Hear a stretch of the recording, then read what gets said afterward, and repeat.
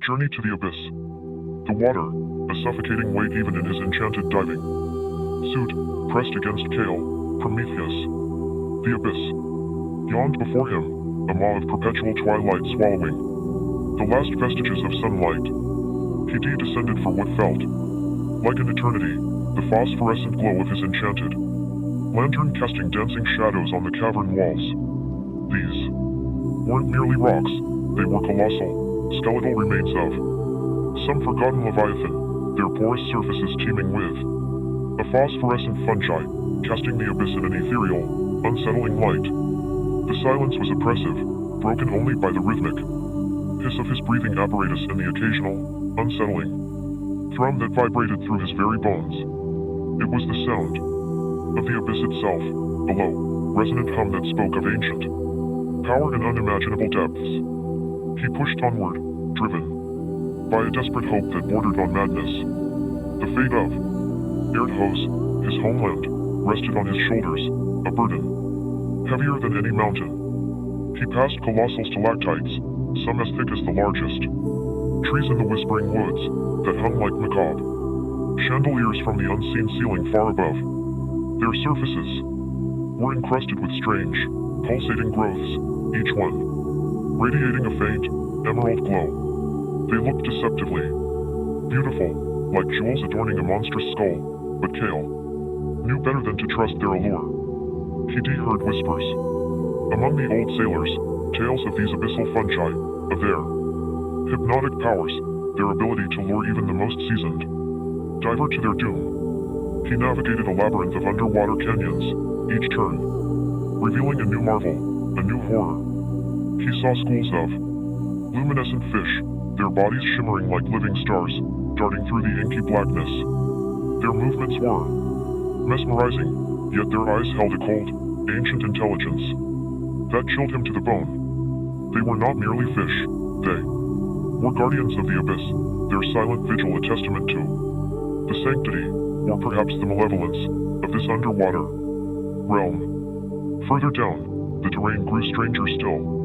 The rock formations morphed into grotesque sculptures, twisted and contorted as if sculpted by a mad god. He saw colossal, bioluminescent jellyfish, their bells the size of small boats, drifting lazily through the water. Their tentacles, tipped with stinging cells, trailed behind them, a silent warning. He steered clear, his heart pounding in his chest, acutely aware of his vulnerability in this alien world. He encountered creatures unlike anything he'd ever seen, things that defied classification. One was a serpentine creature, its skin a tapestry of shimmering scales that moved with unnerving grace through the water. Its eyes, large and black as obsidian, seemed to pierce through his enchanted suit, assessing him, judging him.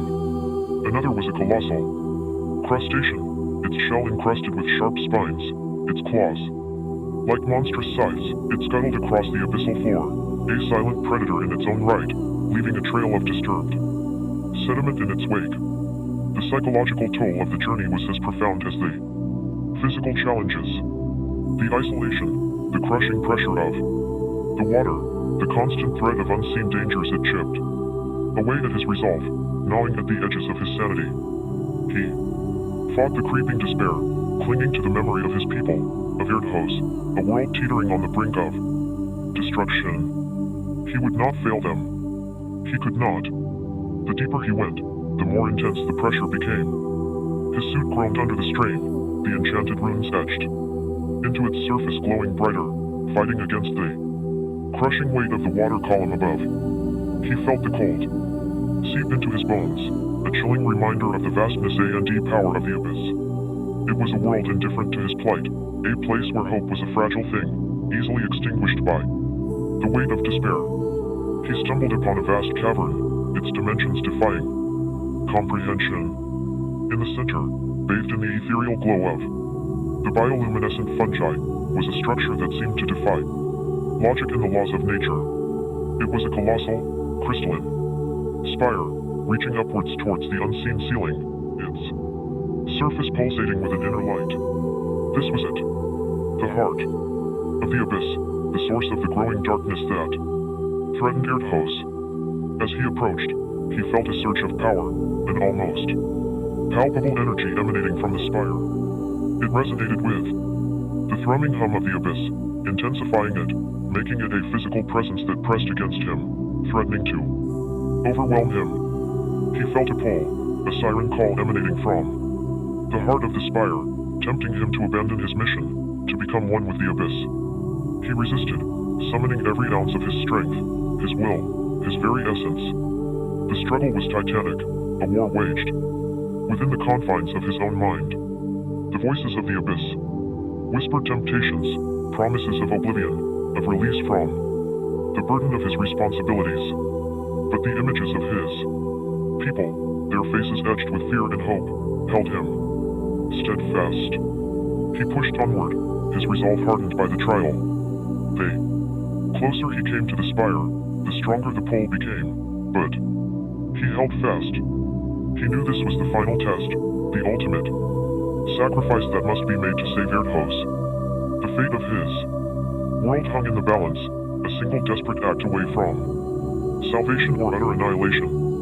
The journey to the abyss was not merely a physical descent, it was a descent into the darkest recesses of his own soul, a crucible that would forge him anew, or destroy him entirely.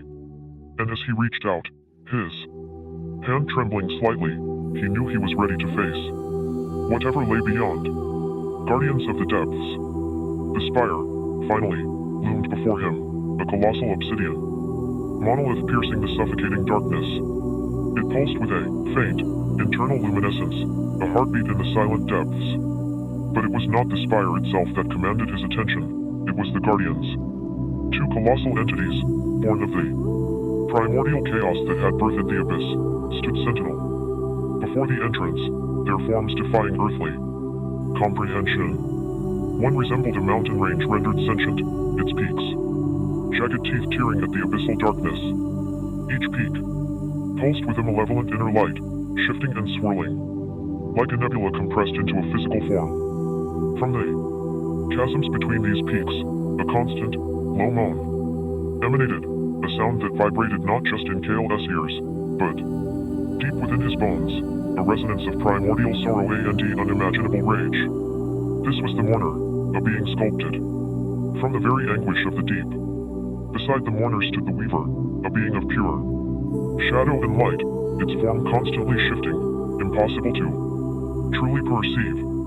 It appeared and disappeared within its own form, a living paradox of existence and non-existence. Tendrils of pure darkness, thick as pythons, snaked from its ever-changing silhouette, weaving themselves into patterns of impossible geometry. These patterns pulsed within almost hypnotic energy, a seductive dance of oblivion that threatened to consume Kale's very being. The air itself crackled with the weaver's power, a silent threat that hung just beyond the threshold of hearing. Kale felt a chill deeper than the icy water, a terror not born of mere physical threat, but of confronting the raw, untamed power of creation itself. These were not beasts to be slain, but forces of nature given terrible sentience.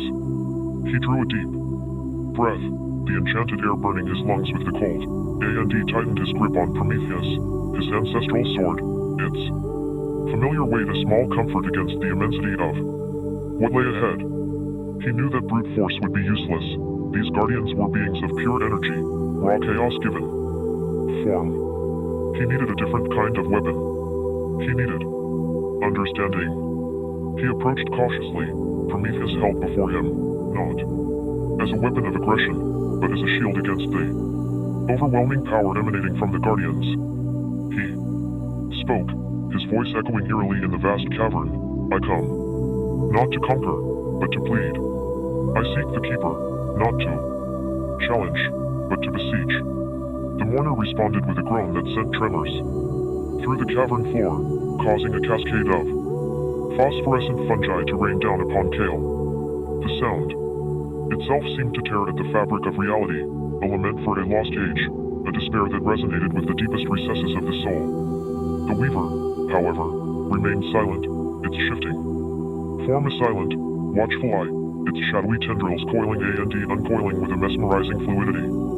Kale pressed on, his voice resonating with a quiet determination. He told them of AETHERION, of the impending doom, of the sacrifices he had already made. He spoke of his people, of their unwavering hope, even in the face of annihilation. He spoke of the delicate balance of the world, and how the Keeper held the key to restoring it. He didn't appeal to their mercy, for he sensed they had none. Instead, he appealed to a deeper, more primal understanding. He spoke of the shared fate of all creation, of the interconnectedness of the world, a web of existence that connected even these titans of the abyss to the sunlit lands above. He spoke for hours, a testament to his unwavering resolve, his voice a thread of hope against the vast, echoing despair of the abyss. The mourner's moans gradually lessened, its luminescent peaks dimming slightly, as if its sorrow was somehow lessened by KL's desperate plea. The Weaver, too, seemed to become less chaotic, its shifting form slowing, its shadowy tendrils becoming less agitated. The impossible geometry of its darkness settled into a still, watchful presence. The change was subtle, almost imperceptible, yet undeniable. He saw a flicker of understanding, a recognition of the shared burden of existence in the depths of the abyssal darkness that formed the Weaver's being. It was not compassion, not forgiveness, but a silent acknowledgement, a recognition of his sincerity. It was a recognition of a shared destiny, a shared responsibility towards the balance of the world. The trial, he realized, was not one of brute force, but of empathy, of understanding the raw power that animated these beings. He had not conquered them, he had not appeased them. He had connected with them, on a level far deeper than any physical confrontation. He had touched their primordial sorrow, their ancient loneliness. He had spoken to the silent anguish that resided at the heart of the abyss, and in doing so, he had found a pathway. A silent shift in the energy of the abyss signaled a change. The Weaver's shadowy tendrils parted, creating a narrow passage through its ever-shifting form. The mourner's moans ceased, its luminescent peaks fading into a subdued, somber glow. The path to the Keeper was open. Kale stepped forward, Prometheus still held aloft, not as a weapon, but as a symbol of his commitment, his resolve. He was not victorious in a battle, but had achieved a far more profound victory.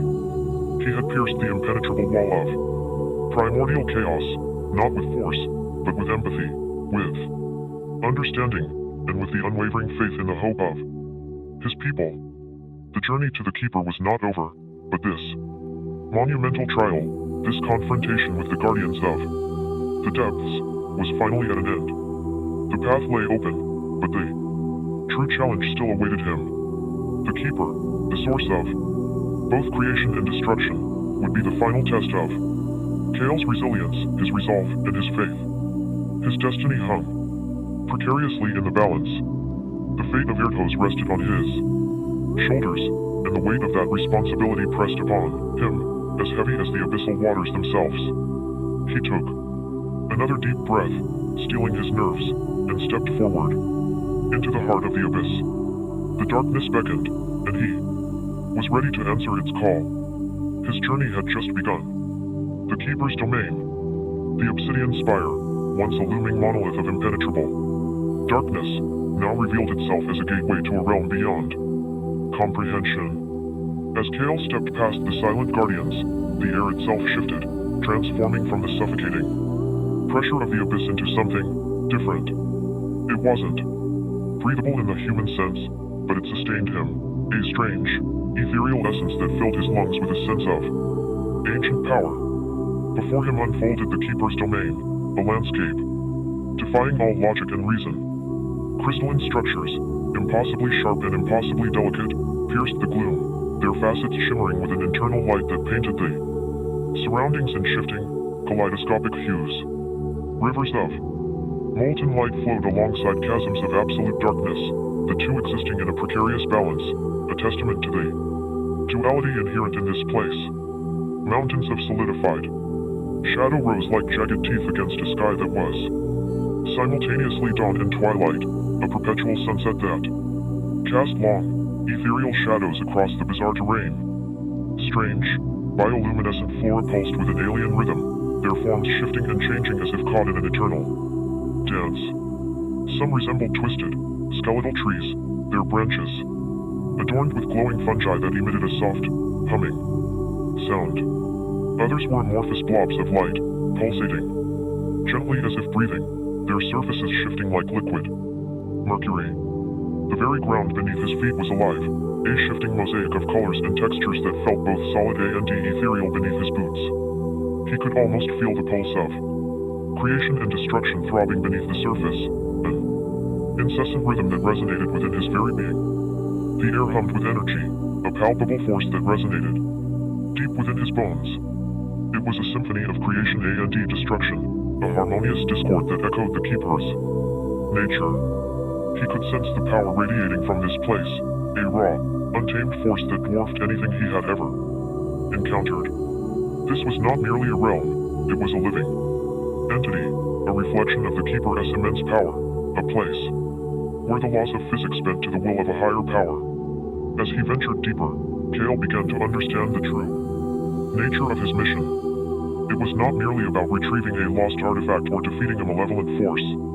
It was about understanding the keeper, about comprehending the balance between creation and destruction that underpinned the very existence of AETHERION. The keeper was not simply a being, it was the embodiment of the universe's fundamental principles, a force that had shaped reality itself. He encountered beings unlike any he had ever seen. Some were manifestations of raw energy, swirling vortices of light and shadow that pulsed with barely contained power. Others were entities of pure thought, ethereal beings who communicated not through sound but through direct transmission of ideas, concepts so vast and complex that they threatened to overwhelm his mind. He learned of the keeper's history, of the sacrifices made, the battles fought, and the delicate equilibrium that had been maintained for eons. He saw glimpses of AETHERION's creation, the birth of mountains and oceans, the flowering of life, all springing forth from the keeper's essence. But he also witnessed the destructive side, the cataclysms, the extinctions, the periods of chaos, all born from the same source, a necessary counterpoint to the creative force. It was a terrifying and beautiful dance, a paradox that defied human comprehension. He understood now why the keeper was so isolated, so removed from the mortal realm. To fully experience its power was to risk annihilation, to be consumed by the very force that gave life. Kale's journey through the keeper's domain was not just a physical one but a spiritual awakening. He confronted not only the physical challenges of navigating this surreal landscape but also the philosophical complexities of the keeper's existence.